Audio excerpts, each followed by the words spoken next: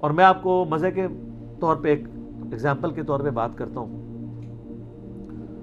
میرے پاس شمس الدین بھائی آئے, آپ کو پتا ہے وہ قادیانی سے ریورٹ ہوئے میں, تو مجھے انہوں نے وہ کتاب, وہ احمدی بک, پاکٹ بک جو ہے, وہ ہے نام تو اس کا پاکٹ بک ہے لیکن وہ ایڈی موٹی ہے, اتنی وڈی باریک رائٹنگ والی, زارا صفحہ نہیں بن جاتی ہے اگر موٹی رائٹنگ میں ہو, ویسے نام پاکٹ بک رکھا ہوا انہوں نے. مجھے کہتے ہیں اس کا جواب دیں جواب دیں جواب دیں. اچھا, اب جب وہ میں نے باتیں پڑھی نا اعتراضات کی, تو میں اعتراض کے جواب پڑھنے سے پہلے ہی اس رزلٹ پہ پہنچ گیا کہ اگر یہ اعتراض ہوا ہے نا تو انہوں نے کشف المحجوب سے اس کا یہ جواب دینا ہے, تذکرۃ الاولیاء سے یہ جواب دینا ہے, حاشیہ بھائی سے یہ دینا ہے, اور وہی نیچے دیا ہوا تھا. میں نے کہا یار اس کا جواب نہیں ہو سکتا. کہتے ہیں ہمارے علماء دیوبند اور بریلوی اور اہل حدیث تو مجھے یہ بتاتے تھے کہ یہ احمدی پاکٹ بک کے اندر جتنے جواب دیے ہوئے نا یہ اہم ہی دیے ہوئے ہیں, کوئی نہیں لکھے ہوا کشف المحجوب میں یہ کچھ. میں نے کہا تمہیں توفیق نہیں کبھی ہوئی کہ کشف المحجوب کھول کے میں پڑھوں کہ واقعی لکھا ہوا ہے کہ نہیں. میں نے کہا یہ رینڈملی کھولو, واقعہ نکالو, میں تمہیں ابھی کشف المحجوب بریلوی اور دیوبندیوں دونوں میں سے نہ نکال کے دوں نا, مجھے پکڑ لینا. انہوں نے پڑھنا شروع کیا, کہتے ہیں یہ واقعہ نکالیں. غلام احمد قادیانی کے اوپر اعتراض ہوا تھا کہ انہوں نے نا ایک سفر کے دوران رمضان کے مہینے میں اوپنلی کھانا کھا لیا, تو اعتراض لکھا تھا دیکھیں جی رمضان کا احترام نہیں کیا. اب بندہ اعتراض پڑھتا ہے, کہتا ہے واہ کیا واقعی یار, اگر وہ اتنا بڑا بزرگ تھا تو اس نے رمضان کا احترام کرنا چاہیے تھا. نیچے انہوں نے کشف المحجوب سے واقعہ لکھا, بازید بستامی کا ملامت کا بیان. تصوف میں ایک ٹرم ہے ملامت, جس میں آپ نے اپنے آپ کو نیچا کرنا ہے تاکہ آپ کے اندر کا تکبر مٹ جائے. جیسے تبلیغی جماعت والے بھی کرتے ہیں, وہ پازیٹیو کرتے ہیں, یعنی ان کی جماعت میں اگر کوئی ریٹائرڈ جنرل یا کرنل لکھ رہا ہے اس کی ڈیوٹی لگاتے ہیں برتن دھونے کے اوپر تاکہ ساری جرنیلی پہلے اس کی باہر نکلے. پھر دھونے پڑتے ہیں باری باری, کسی نے برتن دھونے, کسی نے کھانا پکانا ہے. پھر یہ نہیں کہے گا میں ریٹائرڈ جنرل ہوں تو میں نے نہیں برتن دھونے, وہ اللہ کے لیے نکلا ہوا ہے. ایک ہی صف میں کھڑے ہو گئے محمود و ایاز. اس کو تصوف کی ٹرم میں ملامت کہا جاتا ہے, کسر نفسی پیدا کرنا, اپنے آپ کو ملامت کرنا. تو کشف المحجوب میں ملامت کا چیپٹر ہے, اس میں وہ واقعہ لکھتے ہیں بازید بستامی کے بارے میں. یہ اب وہ پاکٹ بک میں جواب دے رہے ہیں. میں نے کہا جواب پڑھ, کہتا ہے یہ ہو ہی نہیں سکتا کشف المحجوب میں. میں نے کہا یہ واقعہ میں نے کشف المحجوب میں 8 سے 20 سال پہلے پڑھا ہوا ہے, مجھے تو ضرورت ہی نہیں ہے احمدی پاکٹ بک پڑھنے کی, مجھے پتا ہے کہ یہ لکھا ہوا ہے. کہتا ہے ہمارے مولوی تو کہتے ہیں ایویں جواب لکھے ہوئے ہیں. میں نے ان کا لے آؤ کشف المحجوب, میں ہے کہ دی بریلوی دیوبندیاں دی, انہوں نے محتاطن کہا دیوبندیوں کی لے ہیں, بریلوی میں تو چاند سے نہ نکل آتے, دیوبندیاں دی لے آ کے میں نے کہا یہ لو پڑھو. ایگزیکٹ ورڈ بائی ورڈ وہی واقعہ لکھا ہوا ہے. اور وہ واقعہ کیا ہے کہ بازید بستامی ایک دفعہ ایک سفر میں تھے, ہزاروں لوگ ان کے استقبال کے لیے آ گئے, تو انہوں نے اپنے جبے میں سے ایک روٹی نکالی اور پبلکلی کھانا شروع کر دی. تو سارے لوگ کہنے لگے رمضان کا مہینہ ہے, اس نے روزہ بھی نہیں رکھا ہوا, یہ کہاں سے اللہ کا ولی ہے. سارا مجمع چھٹ گیا. تو ایک خاص مرید ایک ہوندا ہے اینڈ تے او نال رہندا ہے.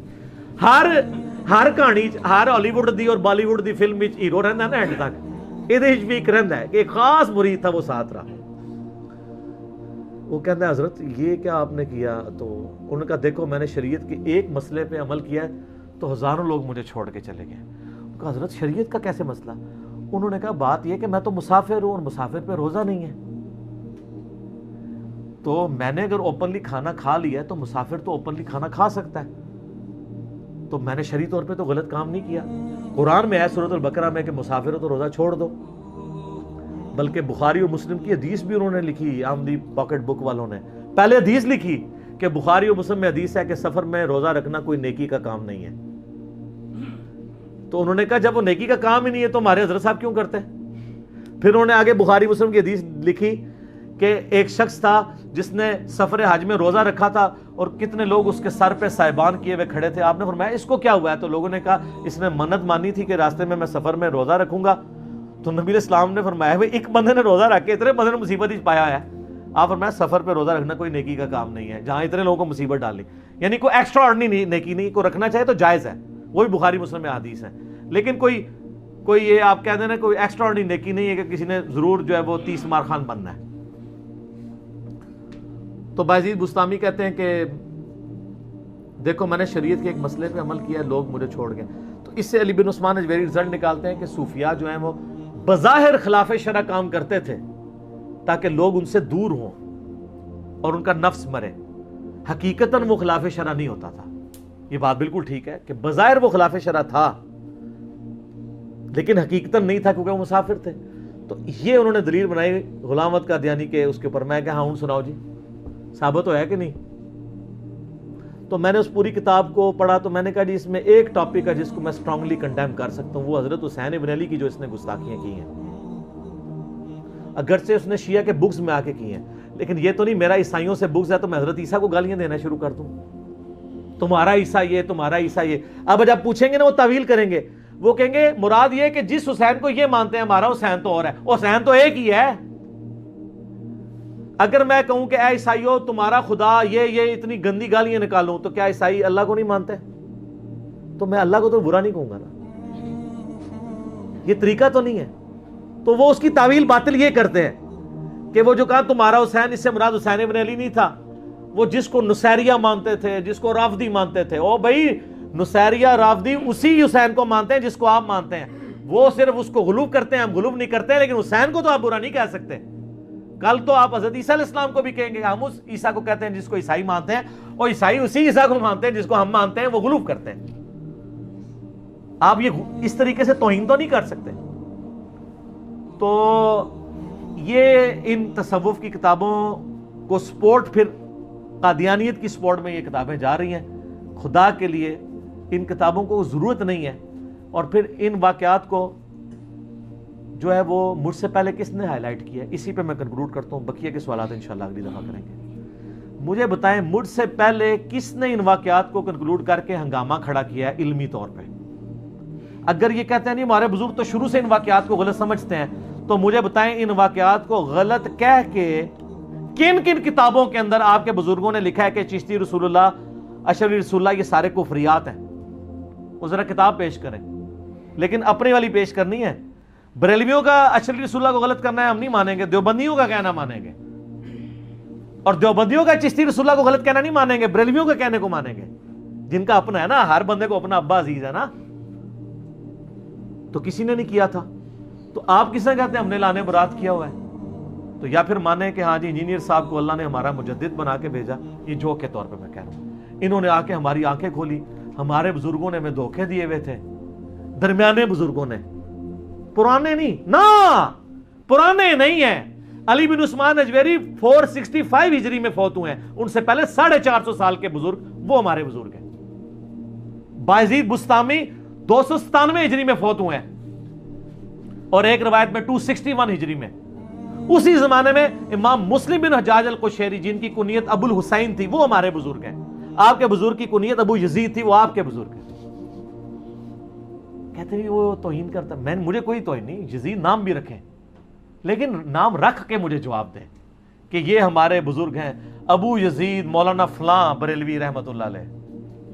آج کے دور کا رکھیں، ان کے بچے کو اسکول میں بھی داخلہ مل جائے تو بات کیجیے گا۔ اور آپ کہہ رہے ہیں کہ بازید بستامی امام جعفر کے خلیفہ ہیں، ڈائریکٹ ان سے اکتساب کیا اور انہوں نے اپنی کنیت ابو یزید رکھی ہوئی ہے۔ تو ہم تو 1200 سال بعد امام جعفر کے ماننے والے ابو یزید کنیت رکھنے کے لیے تیار نہیں، جو ڈائریکٹ مرید ہے انہیں ابو الحسین نہیں رکھی، ابو یزید کیوں رکھی؟ اور امام مسلم کی کنیت جن کی صحیح مسلم شریف ہے ابو الحسین ہے۔ ہمیں کوئی نہیں ناموں سے، ہم نے علی کو جواب دے، اور نہیں علی کو جواب دینا ہے تو اپنے کم از کم 10 بڑے بڑے بریلویوں کے مولویوں کے جو بچے پیدا ہو رہے ہیں نا، ان کے نام یزید رکھ کے، ان کی کنیت ابو یزید رکھ کے پریکٹیکلی جواب دیو، کہانیاں کرا کے جواب نہ دیو۔ پرانے بزرگ شیخ عبد القادر جیلانی رحمۃ اللہ علیہ کوئی پرانے نہیں ہیں، 561 ہجری میں فوت ہوئے، ان سے پہلے 650 سال کے مسلمان ہیں۔ امام غزالی کوئی پرانے بزرگ نہیں ہے، 505 ہجری میں فوت ہوئے ہیں، ان سے پہلے 500 سال کے بزرگ ہیں۔ یہ سارے درمیانے ہیں، پرانے پہلے 300 سال کے ہیں، جو بخاری مسلم میں حدیث ہے سب سے پہلا بہتر زمانہ میرا، پھر میرے صحابہ کا، پھر تابعین، پھر تبع تابعین کا، اور پھر فرمایا اس کے بعد جھوٹے لوگ پیدا ہوں گے، امانت میں خیانت کرنے والے، موٹاپے کو پسند کرنے والے۔ میرا ایک یوٹیوب پہ کلپ ہے، پرانے اور درمیانے بزرگوں میں فرق ہے۔ پرانے بزرگ ہم مانتے ہیں وہ آپ والے درمیانے ہیں، یا جو نئے والے ہیں ان کو بھی مانتے ہیں۔ سب سے نیا بزرگ پتہ کون ہوگا؟ امام مہدی، ان کے بعد قیامت آ جانی ہے۔ تو نئے بزرگوں کو مانا کریں، پرانوں کو مانا کریں، درمیانوں کے بارے میں ذرا دیکھ لیا کریں، گڑبڑ نہ ہو جائے۔ آج سے 500 سال بعد تو غلامت قادیانی بھی پرانا بزرگ ہو چکا ہوگا، ان کے والا اور ہمارے والا درمیانہ۔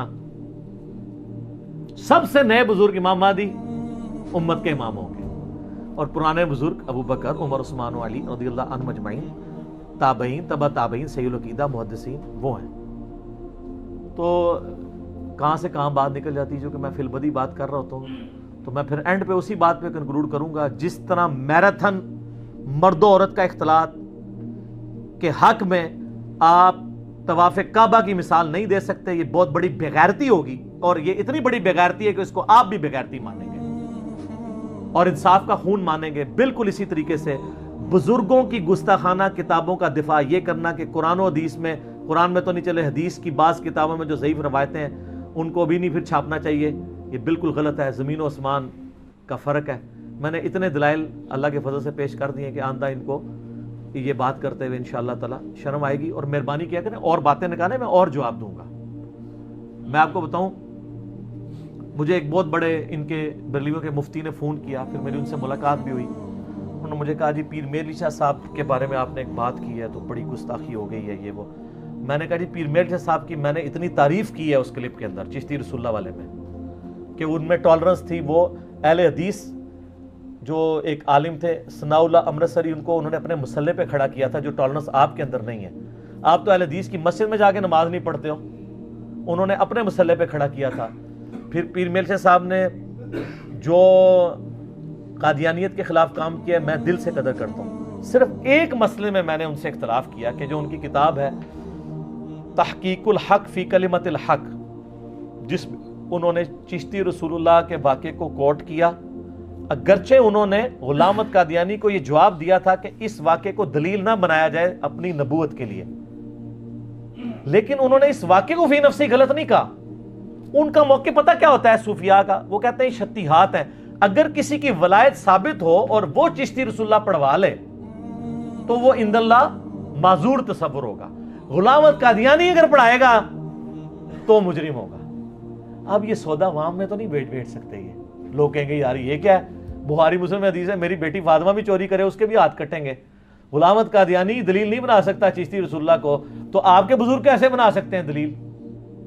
اور میں نے بات کی کہ یہ وہ کہتے ہیں جی آپ نے پیر میر شاہ صاحب پہ الزام لگا دیا، انہوں نے یہ کر دیا۔